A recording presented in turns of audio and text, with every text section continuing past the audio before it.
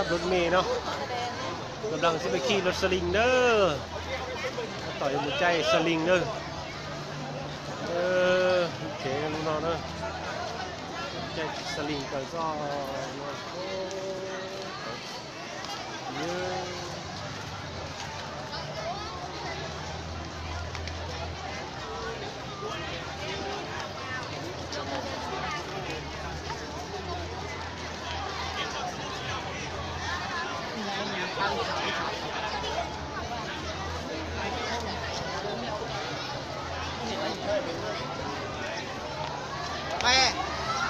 cái này đây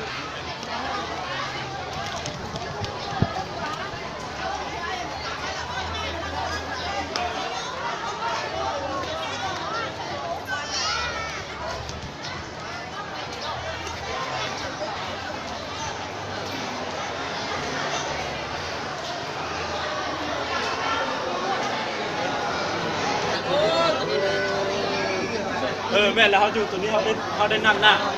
ไม่เลยถอดจากนี้หลังได้หน้าดีกว่าลงขึ้นยนต์ลง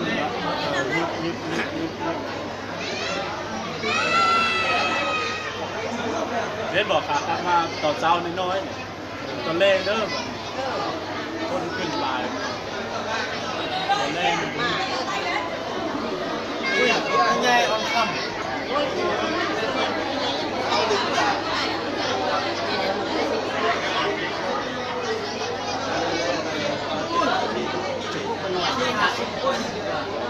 เป็นร้อยป่ายไปหน่อยเป็นร้อยของเรานะก็จะเป็นร้อยออกตรงนั้นลงออกตรงนั้น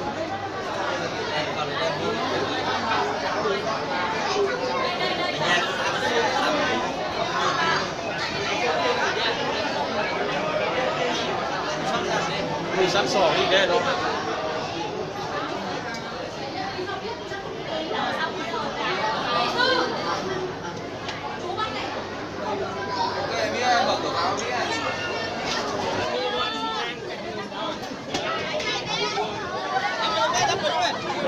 ยับชุดมันนะพอได้แล้วอีกใจหุ้มันต่ำกับจับได้ครับสาวคนพบกันแล้ว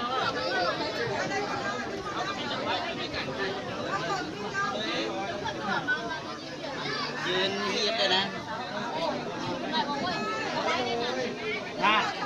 แค่ว่าสินั่งลาเรื่องแท้เจ้าเนี่ยมันนั่งก็ได้ป่ะนี่มันทันได้ไปซ้ำเลย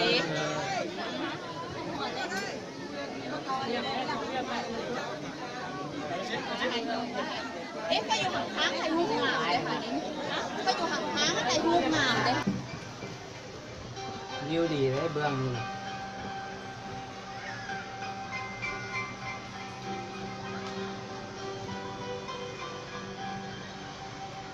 หาดทราย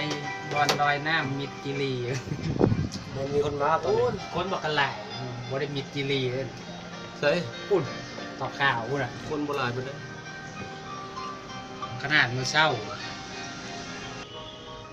เฮาอยู่ลุมเมืองคือว่าผู้ปิ้นบ่เอ่ยนะเอามันว่านะยังงานนี่บ่ได้ขี่งานสำราญนี่ติเบิ่งให้เฮาไปไกลๆให้เนาะคิวน้อยอ่ะจังหวะขี่งานสำราญนี่ว่ะพุ่นเฮาสิไปเลาะมื้ออื่นน่ะสงสัยอ่ะฮะเลาะจะไปเลาะนำได้มื้อแม่นแล้วขี่งานสำราญใหญ่ต้องวินหาลองเด้อเนาะต้องวินหาลองก็ยังจงกระเคียนเจริญกุศลเลยปอตาต่อลูกดองวินหาลองก็เลยปอเลยโอชิตัวโปตีตัวละจุดสูงสุดฉีดเพื่อเราปืนตีนะเรามองไอ้ปืนเด้หันดินี่เลยตัวมือน้ำไอ้ปืนตัวมือไปนอกจะเก็บปลอกคนไหนตรงคนไหนน้องไอ้ปืนมันได้เจ๊นั่งปืนแต่ตัวโอชิปุ๊บตาดิเอาไปพักอยู่ได้เชิญย่อเลยเลยเจ๊ปุ่นแถวคนตั้งคนห้องน้ำได้เราสูงพุ่นได้ตลอดปืนตีแม่นบ่ได้ตีเอามันคือว่ามีปูตั้งก็แม่นอยู่แถวนั้นก่อนแถวปูก้อนนั่นรู้ว่าฝุ่นเหรอฝุ่นเอาไปนั้นเลี้ยวขวาไปทางนั้นนี่ แม่นแหละ เอาไปทางพุทธทางพุทธ จังหวะ น่า พูด แถวภูตั้งอันนั้น ไม่ละเอาไปไกลมดพูดตัวนี้พูดตัวนี้ไป ภูตั้งน้อยๆพูดอ่ะ ไปพูดละไม่ละพูดน้อยไปละ ภูคันว่าไปพูดมันก็มีบอลลิน ไปนี้แต่บอลลินเนี่ยก็ชิเป็นบอลลินแหละ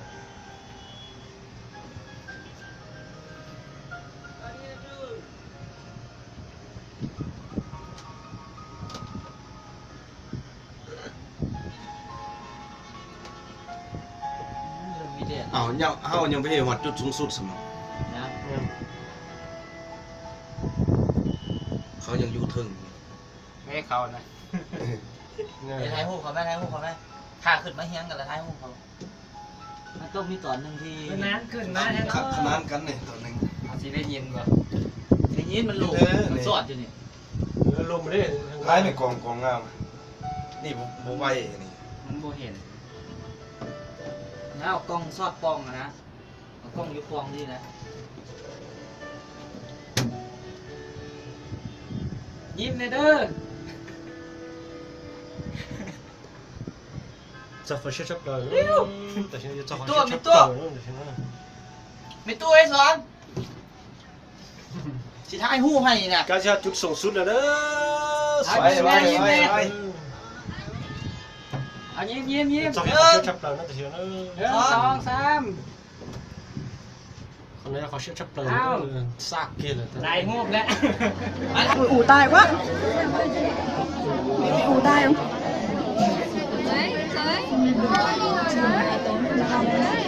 tối lên chỗ nhà ga này mát lắm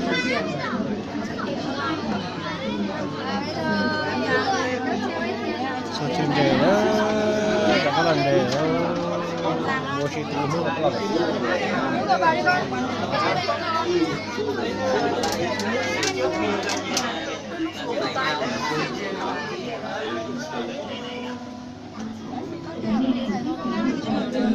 Nước phụt lắm mà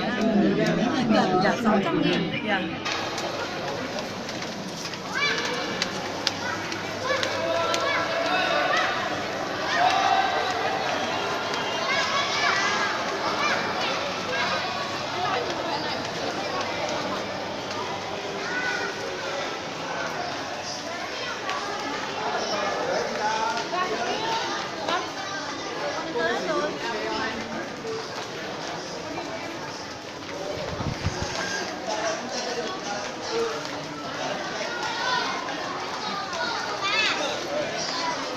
Đây,